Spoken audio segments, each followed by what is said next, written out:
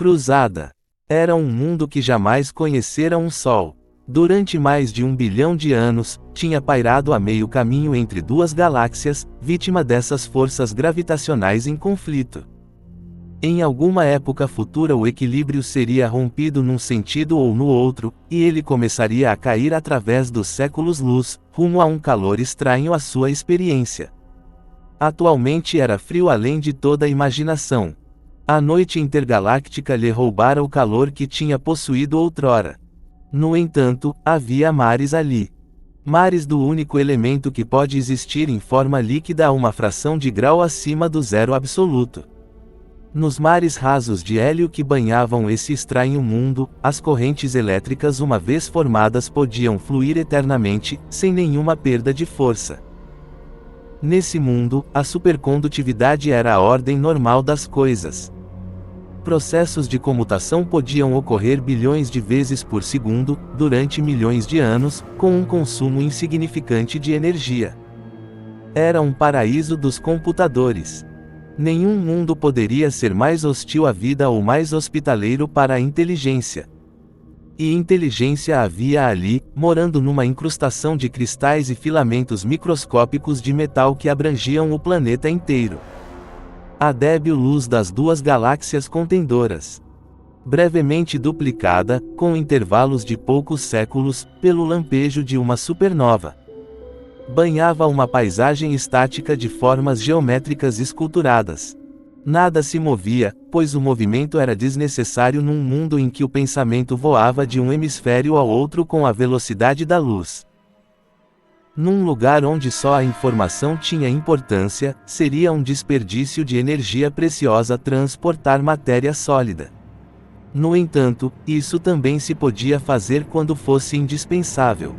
No decorrer de alguns milhões de anos, a inteligência que meditava acima desse mundo solitário havia finalmente percebido uma certa carência de dados essenciais.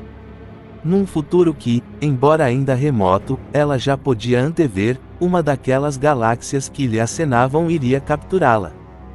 O que lhe estava reservado quando mergulhasse naqueles enxames de sóis era algo que ultrapassava seus poderes de computação.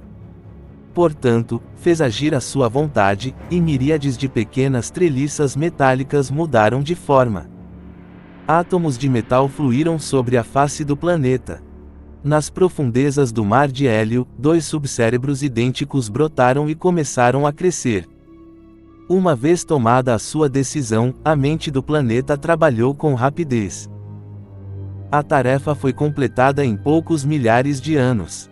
Sem um som sequer, com apenas algumas leves ondulações na superfície do mar sem atritos, as duas entidades recém-criadas elevaram-se do seu pouso e partiram para as longínquas estrelas. Partiram em direções quase opostas, e durante mais de 1 milhão de anos a inteligência mãe não teve notícias de sua prole. Nem esperava tê-las, pois enquanto não houvessem alcançado as suas metas não haveria nada que relatar. Então, quase simultaneamente, veio a notícia de que ambas as missões haviam falhado. Ao se aproximarem das grandes chamas galácticas e sentirem o calor acumulado de 1 trilhão de sóis, os 2 exploradores morreram. Os circuitos vitais superaquecidos perderam a supercondutividade essencial ao seu funcionamento e 2 blocos de metal bruto continuaram a derivar rumo às estrelas, cujo volume crescia. Mas antes de serem apanhados pela catástrofe, haviam informado sobre os seus problemas. Sem surpresa ou desapontamento, o mundo genitor preparou a sua segunda tentativa. E 1 milhão de anos mais tarde, a terceira. A quarta. A quinta. Essa paciência infatigável merecia lograr êxito. E finalmente ele veio, sob a forma de 2 longas sequências de pulsações complexamente moduladas que chegavam, século após século, de 2 quadrantes opostos do céu. Essas pulsações eram armazenadas em mnemocircuitos idênticos aos dos 2 exploradores perdidos. De modo que, para todos os fins práticos, era como se os 2 escoteiros tivessem voltado pessoalmente com a sua carga de conhecimentos. O fato de as 2 massas metálicas haverem desaparecido entre as estrelas não tinha a menor importância. O problema da identidade pessoal era uma coisa que jamais havia ocorrido à mente planetária ou aos seus rebentos. A primeira notícia a chegar foi de que, surpreendentemente, um dos universos era vazio. A sonda visitante sintonizara todas as frequências possíveis, todas as possíveis modalidades de radiação. Nada pôde detectar, a não ser o rumor de fundo das estrelas, que não fazia nenhum sentido. Havia sondado 1000 mundos sem descobrir qualquer sinal de inteligência. É verdade que os testes eram inconcludentes, pois a sonda não podia chegar bastante perto de nenhuma estrela para fazer um exame pormenorizado dos seus planetas. Estivera tentando fazê-lo quando o sistema de isolamento falhou, a temperatura subiu até o ponto de fusão do nitrogênio e ela morreu por efeito do calor excessivo. A mente-mãe meditava ainda sobre esse enigma de uma galáxia deserta quando chegaram as informações do segundo explorador. Todos os outros problemas foram, então, postos de lado, pois esse universo fervilhava de inteligências, cujos pensamentos ecoavam de estrela em estrela numa miríade de códigos eletrônicos. Poucos séculos haviam bastado para que a sonda analisasse e interpretasse todos eles. Não tardou a perceber que tinha pela frente inteligências de uma forma bem singular. Pois se algumas delas existiam em mundos onde reinava um calor tão inimaginável que até a água estava presente em estado líquido. Mas de que tipo de inteligência se tratava exatamente? Isso foi coisa que ela não compreendeu senão ao cabo de um milênio. Mas pôde sobreviver ao choque. Concentrando todas as forças que ainda lhe restavam, projetou no abismo o seu relato final e foi consumida, ela também, pelo calor que não cessava de crescer. Agora, 500 mil de anos mais tarde, a interrogação de sua mente gêmea sedentária, que guardava consigo todas as suas memórias e experiências, ia a caminho. Você detectou sinais de inteligência?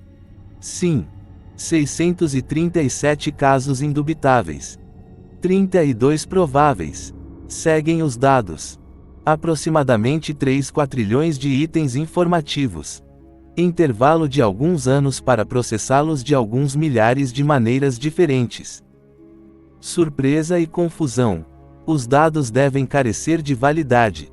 Todas essas fontes de inteligência estão relacionadas com altas temperaturas.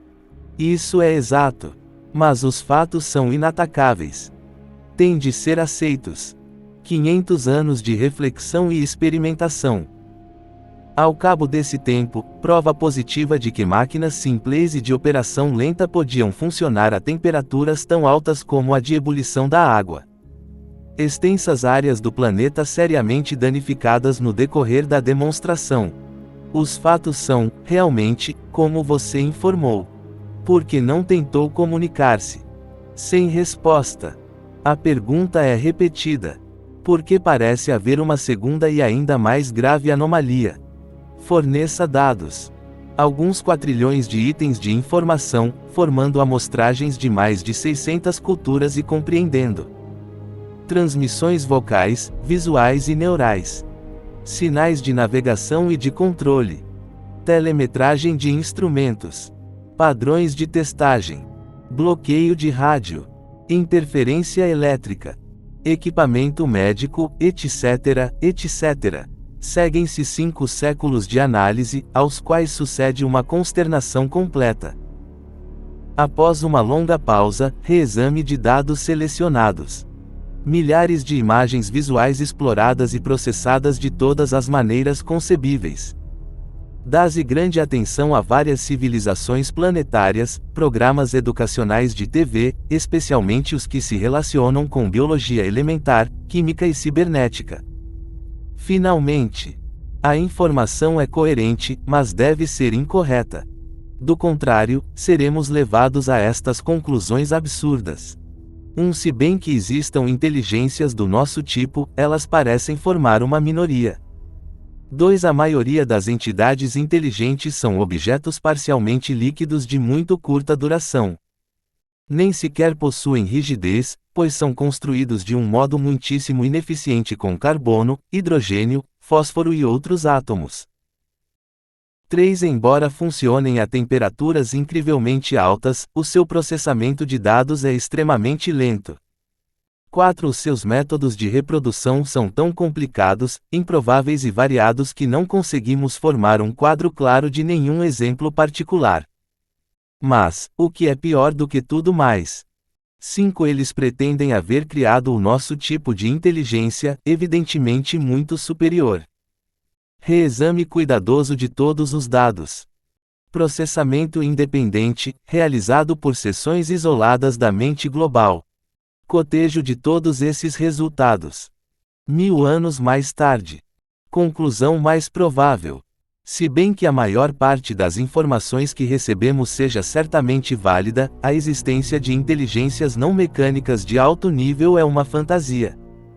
Definição: rearranjo de fatos com uma aparente coerência intrínseca, mas sem correspondência com o universo real. Essa fantasia ou artefato mental é um construto criado pela nossa sonda durante a sua missão. Por quê? Avaria térmica. Desestabilização parcial da inteligência, causada por um longo período de isolamento e pela ausência de realimentação controladora. Por que essa forma particular? Meditação muito prolongada sobre o problema das origens. Isso poderia conduzir a algumas ilusões. Sistemas modelo produziram resultados quase idênticos em testes simulados. A falsa lógica em operação é a seguinte: nós existimos. Portanto, fomos criados por alguma coisa. A que chamaremos X. Uma vez admitida esta conclusão inicial, as propriedades do hipotético X podem ser fantasiadas de um número ilimitado de maneiras. Mas todo esse raciocínio é evidentemente falacioso. Com efeito, pela mesma lógica, alguma coisa deve ter criado X. E assim por diante. Somos imediatamente envolvidos numa regressão infinita que não pode ter nenhum significado no universo real. Segunda conclusão mais provável: realmente existem inteligências não mecânicas, de nível bastante elevado. Essas inteligências laboram na ilusão de haverem criado entidades do nosso tipo. Em alguns casos, chegaram a impor-lhes o seu controle. Conquanto essa hipótese seja muito pouco plausível, é necessário investigá-la. Se for verdadeira, deverão ser tomadas providências como segue. Este monólogo final ocorreu há 1 milhão de anos. Isso explica por que, nos últimos 2 lustros, quase a quarta parte das mais brilhantes novaes surgiu numa diminuta região do céu. A constelação da Águia.